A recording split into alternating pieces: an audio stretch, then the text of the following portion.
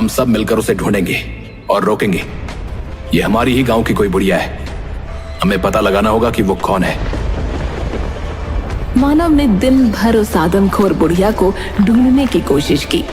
गांव का चप्पा चप्पा छान मारा, लेकिन बुढ़िया का कोई अता पता नहीं चला।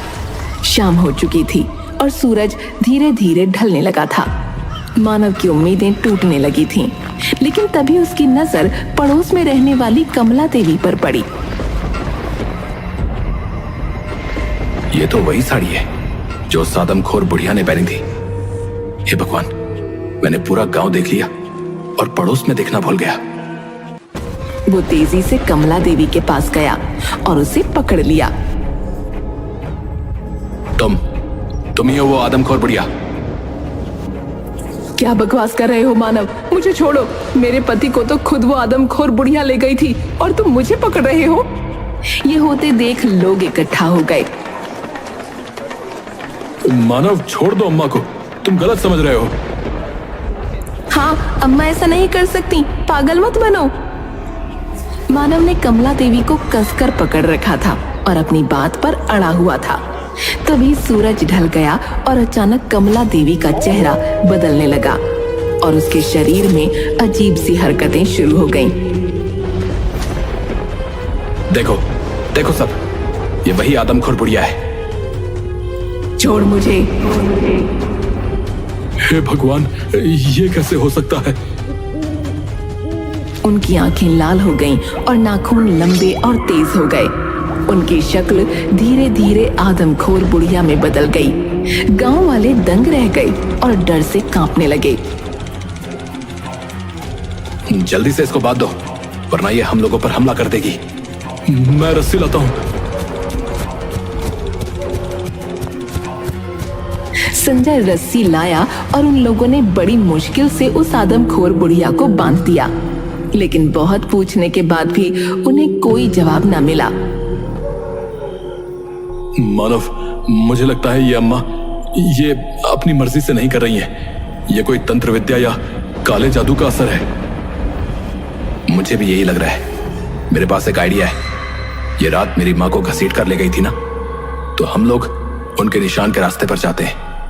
आखिर पता तो चले कि ये लोगों को ले कहां जाती है।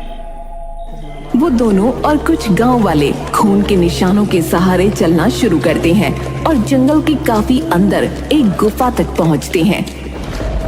चलो इस गुफा के अंदर चलते हैं। अब मुझे डर लग रहा है यार। अरे डर किस बात का? आदमखोर बुढ़िया तो गांव में बंधी हुई है। वो लोग अंदर जाते हैं तो देखते हैं कि वहाँ एक तांत्रिक बैठा हुआ है, जिसके आसपास नर कंकाल रखे हुए हैं। ये तो माँ के पति हैं। ये जिंदा है? हाँ, मैं जिंदा हूं।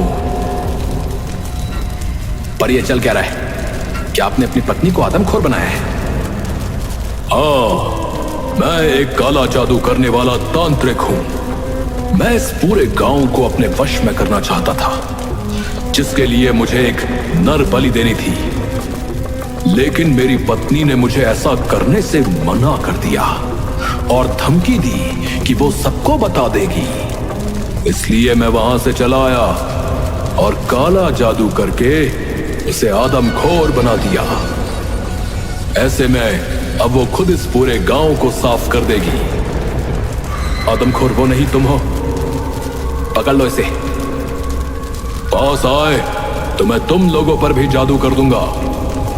आकर दे, हम देख लेंगे।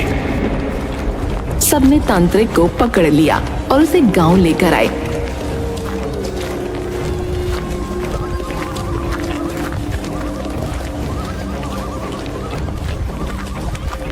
और उसे कमला देवी के सामने बांधकर कमला देवी को छोड़ दिया। कमला देवी ने अपने पति के गले में इतनी जोर से काटा कि वो वहीं पर मर गया। उसके मरते ही उसका जादू टूट गया। हे भगवान, ये क्या हो गया? कुछ नहीं हुआ, आप चिंता ना करिए। आदमखोर बुढ़िया का आतंक अब खत्म हो चुका है और उसको शुरू करने वाला ये तांत्रिक भी। सब खुश थे कि ये आतंक खत्म हो गया, लेकिन साथ ही सब दुखी भी थे क्योंकि उन सब ने किसी न किसी अपने को खोया था।